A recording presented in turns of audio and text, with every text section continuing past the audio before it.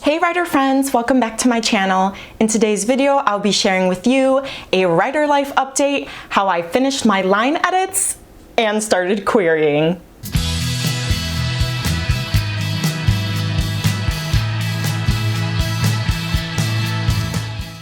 So this video has been such a long time coming. I originally wanted to do a July post Camp NaNoWriMo wrap up, but I was just so crazy trying to actually do what I wanted to do during Camp NaNoWriMo. But I'm going to kind of backtrack and explain what happened during camp and all of the good things that have come out of August and update you guys on what has been happening, because there's some pretty exciting news that I want to share with you. Now, I know we are coming up on the end of August, so let me know in the comments down below how your month has been the past 2 months, because I feel like a lot of people have been in the same boat with July not quite going as planned, and sometimes August too. So let me know how your month went and what you have planned for the upcoming month. For those of you who don't know me, my name is Holly. I'm a kidlit writer, currently working on a YA fantasy, which I just said because it's like what I normally say, but really,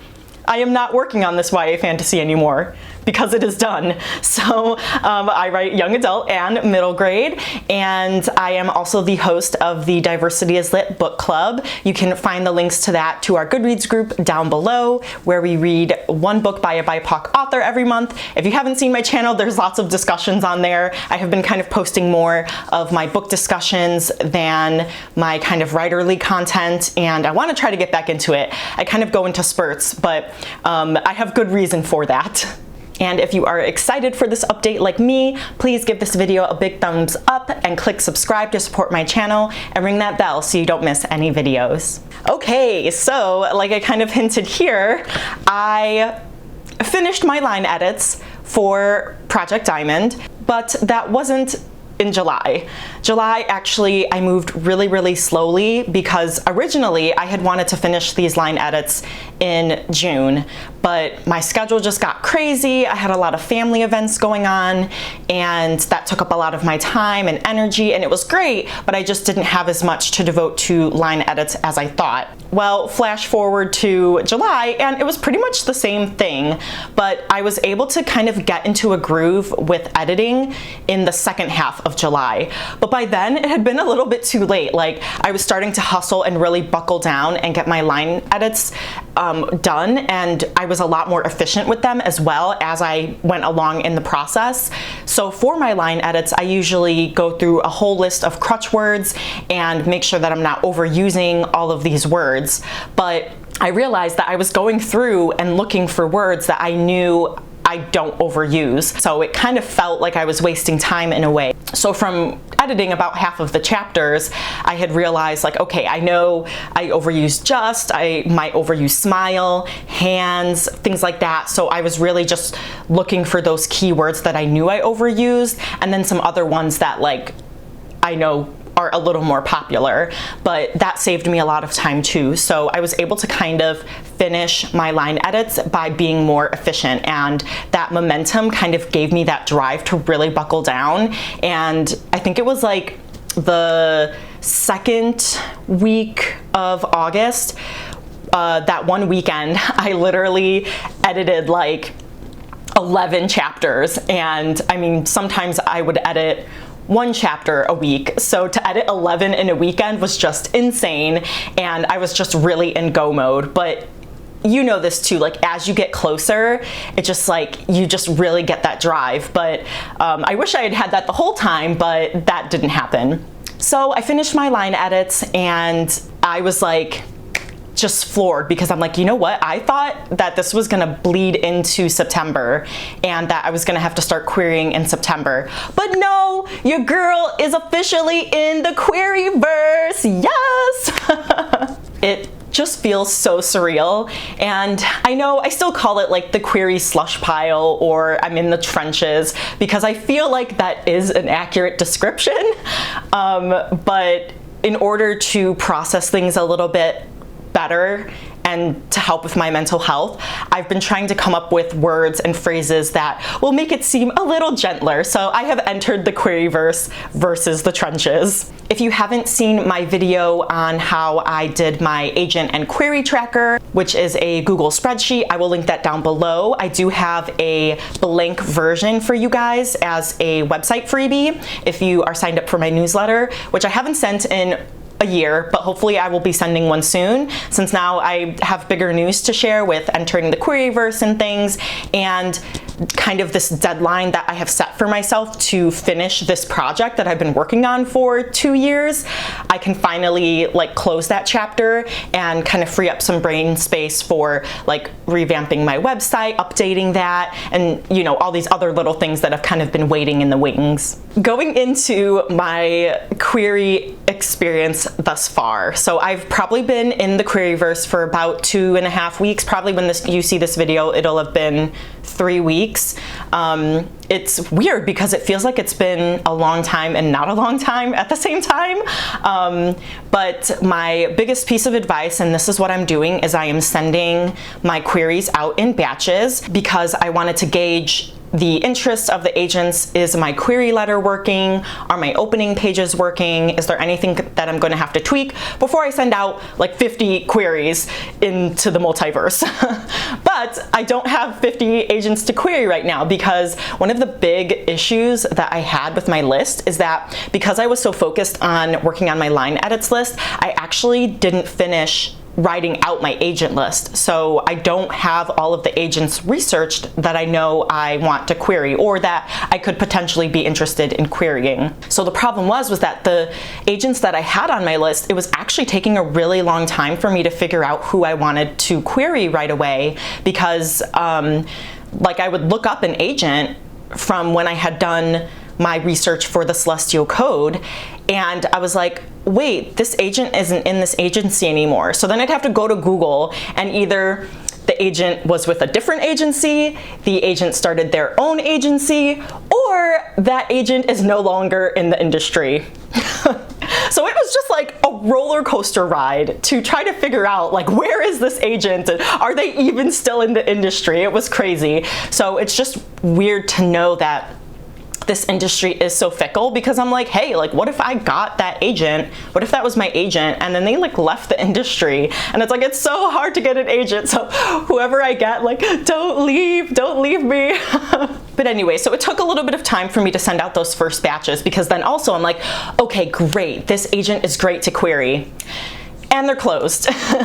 And there are a lot more agents that are closed to submissions. Some of them open up in mid-September, which is good, but yeah, there were a lot more than I thought. Or like literally I saw an agent that is open for queries from like February to April. And then there's one that like isn't open until the new year. Like they're closed for the rest of the year. Like that's how behind they are. So you know, querying the Celestial Code 2 years ago, I see a change in just the industry and people who have their timelines of when we should expect to hear feedback.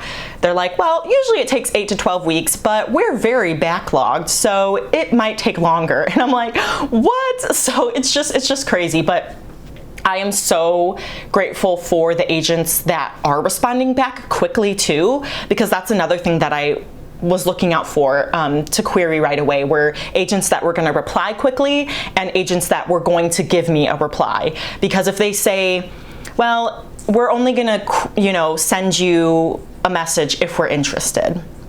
Well, so I don't know, did they get to my manuscript yet? Did they read it and they're not interested? So I can't really get any feedback on that. So that's another kind of pro tip for you. I will also link another video on kind of like my query experience, do's and don'ts down below and up in the cards as well. But so now that I have officially entered the queryverse, I know that rejection is inevitable. Not everyone is going to like my manuscript, and that's okay. And from researching the agents that I wanted to query, I really saw that they, you know, if they're not interested in my work, that's okay, because there were so many agents that even before when I queried the Celestial Code, they were on my list that I queried, and now I'm like, well, they're not going to be a good fit for me because I've written books and I have all of these other ideas that I know I want to write. I want to write middle grade. I like talking animals. There's so many other things. And if an agent fits the bill perfectly for Project Diamond, but they don't like portal fantasy and they don't like talking animals unless it's a dog or something, like, those are deal breakers for me. So then I'm like, ooh, this person's so good, but I'm like, no, they're not a good fit.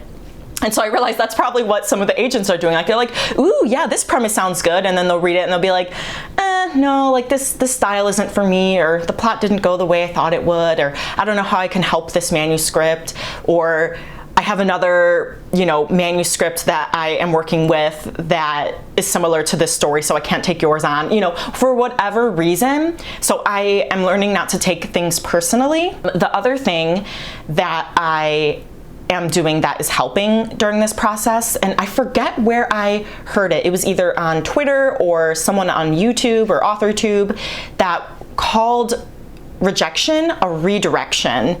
And so it kind of ties into, oh, that agent isn't right for me, and they're saying that about me and my manuscript. But it's, the lines of, this isn't a rejection, it's a redirection, because if they aren't interested in my manuscript, well, then they're not the right fit. And that's okay, because there's going to be someone who is. And so it's kind of that rejection is inevitable, but rejection also hurts. It's not fun. But so I like the term redirection because it just feels softer, more gentle, and is a little more bearable to swallow. Now, speaking of redirections, the industry says, well, this was like before the pandemic, they had said like a 20% request rate for your manuscript is amazing. But with the times now, like even 6% is good. So if I sent out 5 queries, at least one of them should be a partial or full request, I can't say that word, for that 20%, that magic 20%. Or you could even get like one, like 1 out of 10, and that would still be considered good. But obviously the more requests you get, the better. So I am not saying like too much. I'm not dishing all of the deets, but all I can say is that the 20% is on par so far, which is crazy. I will go into that more eventually someday with more of my query updates, but let's just say your girl is happy right now, very happy with being in the queryverse. And so that is my update. It is just, I just can't believe it took me so long to like get on film and tell you guys, but I appreciate your patience, and I'm excited to know your thoughts, where you're at in your writing process, if you're querying, if you want more tips like these, tips and tricks, or any other advice that you want me to give. All right, you guys, thanks so much for watching, and I will see you guys next time. Bye.